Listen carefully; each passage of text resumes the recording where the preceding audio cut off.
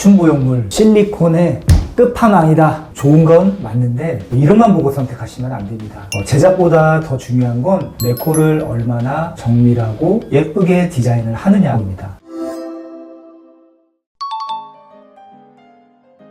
보통 이제 코 성형을 한다고 하면 동양인들은 대부분 코가 작고 낮은 편이기 때문에 콧대를 안 올릴 수가 없죠. 그래서 선택해서 많이 사용하고 있는 게 기존의 보형물들인데 코 모양에 맞게 보통 보형물을 선택하게 되고 그 선택한 보형물을 자신의 골격 구조에 맞게 재단을 해서 사용을 하게 됩니다. 사실 아무리 정밀하게 깎고 디자인한다고 해도 맞춤 보형물을 따라갈 수는 없죠. 맞춤 보형물 아무 코나 다 할 수 있는 거예요? 그럼요. 모든 코가 다 가능합니다. 이 지구상에 있는 모든 코가 다 가능하고 특별히 쓰면 더 좋은 경우가 몇 가지 경우가 있습니다. 예를 들면 그런 거예요. 체형이 일반적인 기성 옷에 안 맞으시는 분들도 있죠. 그런 경우에는 아무리 옷을 재단을 하고 줄이고 늘리고 해도 기성복으로는 사실 힘들고 특히 골격이 일반 보형물을 재단해서 맞추기 힘든 그런 경우에 해당한다고 보시면 될 것 같습니다. 실제 사례를 보여드리겠습니다. 보통 이제 남자분들은 눈썹뼈가 아주 도드라지게 많이 튀어나오신 분들이 아주 많죠. 아주 흔하게 볼 수 있는 경우입니다. 보통 이렇게 눈썹뼈가 많이 발달된 경우는 상대적으로 콧대 시작하는 부분이 툭 꺼져 있는 것처럼 아주 높이가 낮은 경우가 흔해요. 이런 골격 구조를 가지고 계신 분들 중에 상당수는 이렇게 좀 매부리 콧 모양을 하고 계시고 눈이 가려져서 좌우거리가 잘 안 보이지만 잘 보시면 미간의 딱 중심선에 코가 놓여 있는 게 아니라 얼굴에 비대칭도 좀 있는 편이거든요. 실제로 CT를 보면 눈썹뼈가 많이 튀어나와 있고 이렇게 보이는 게 코뼈거든요. 눈썹뼈와 코뼈가 이런 예각인 이런 형태를 가지고 있는 보형물은 없거든요. 아까 말씀드린 대로 좌우 비대칭이 있으면서 코도 살짝 조금 휘어 있고 코뼈가 시작되는 부분에 좌우 경사만 다른 것을 좀 볼 수 있습니다. 이게 코뼈입니다. 이 전체가 코뼈처럼 보이지만 실제로 코뼈에 해당하는 부분은 요만큼이고 여기는 이제 광대뼈에서 연결된 코뼈하고 붙는 부분이 자연스럽게 올라오죠. 이분 같은 경우에는 좀 자연스러운 코를 원하셔서 상담을 하면서 이렇게 콧대 라인을 한번 그려봐 드렸어요.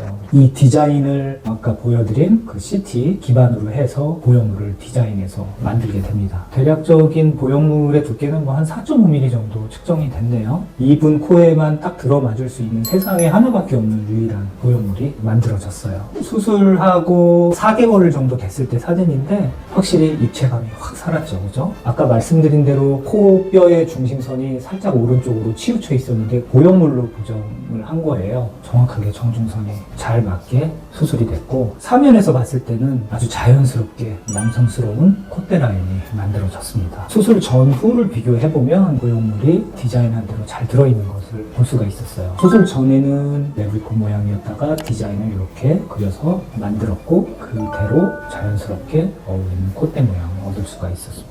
코끝까지 코가 다 들린 건 아닌가요? 그렇지는 않아요. 보통 코가 하나라고 생각을 하시지만 콧등하고 코끝하고 사실 분리가 돼 있어요. 콧대는 주로 잘 움직이지 않는 부분으로 이루어져 있고 코끝은 잘 움직이죠. 이렇게 만져봐도 잘 움직이죠. 다 연골로만 이루어져 있는데 보통 맞춤 보형물이라고 하면 주로 콧대, 콧등에만 들어가는 것을 얘기를 하고 물론 이제 경우에 따라서는 코끝까지 쓰시는 선생님들도 있습니다. 저 같은 경우에는 코끝 모양은 수술 전에 계획한 대로 코끝 모양의 위치를 만들어 놓고 그 다음에 거기에 맞을 수 있는 보형물을 디자인을 해서 맞춤 보형물로 사용하고 있습니다. 매부리 코 말고 다른 케이스도 있나요? 그럼요. 제가 한 케이스 더 보여드릴게요. 이분은 20년 전에 한번 수술을 했어요. 그러다가 몇 개월 전부터 갑자기 코가 조금씩 모양이 바뀌는 듯 하면서 지금 이제 보시는 것처럼 콧등에 보형물이 들어있는데 보형물 한쪽으로 이렇게 치우치면서 뒤틀리는 모습으로 바뀌셨어요. 그래서 CT 촬영을 해보니까 보형물 주변으로 이렇게 석회화가 좀 관찰이 돼요. 일반적으로 보형물이 우리 몸속에 들어오게 되면 보형물 주변으로 피막이라는 게 정상적으로 형성이 되는데 다 그렇진 않지만 아주 약한 염증기가 오랫동안 조금씩 진행되다 멎다 하면 석회화가 되는 현상을 관찰할 수가 있어요. 보통 이런 경우에는 보형물을 포함해서 이 석회화된 염증기가 있는 피막을 완전히 다 제거를 하고 그 다음에 새로 가지런하게 예쁜 보형물을 안착을 시켜줘야 돼요. 그리고 골격 구조 자체가 좌우 경사도가 좀 달라요. 그래서 이분도 원래 정확하게 딱 알맞게 보형물이 들어있다기보다는 살짝 미끄러진 상태에서 더 변형이 더 왔다고 보시면 될 것 같아요. 그래서 골격 구조가 서로 비대칭인 경우에 훨씬 더 유용하게 쓸 수 있는 게 맞춤 보형물이기 때문에 맞춤 보형물을 디자인을 했습니다. 높이가 이렇게 많이 변할 거는 아니기 때문에 여성스러운 콧대 라인을 디자인하기 위해서 콧대 시작하는 부분을 조금은 낮췄고, 그리고 코끝은 좀 더 입체감이 생길 수 있도록 자연스럽게 어울릴 수 있도록 디자인을 했습니다. 그리고 맞춤 보형물들은 단면에 딱 맞을 수 있게끔 좌우 볼륨이 다르게 제작이 됩니다. 수술하고 한 3개월째 이렇게 틀어졌던 콧등이 잘 맞춰졌죠. 높이도 전에 비해서 많이 변한 게 아니기 때문에 되게 얼굴에 아주 자연스럽고 훨씬 젊어 보이세요. 코끝도 살짝 높아지면서 정면에서 조금 얄쌍해졌죠. 숙인 모습 보시면 더 잘 보이죠. 그죠? 교정이 아주 잘 됐고, 전후 CT를 보면 수술 전에 이렇게 섞여있던 보형물 빼고 새로 디자인한 보형물이 들어가 있습니다. 그래서 수술 전, 그 다음에 디자인, 수술 후 3개월 이렇게 전체적으로 보면 콧대 시작하는 부분을 낮추고 코끝을 좀 더 높이려고 했던 그 디자인대로 잘 나왔죠.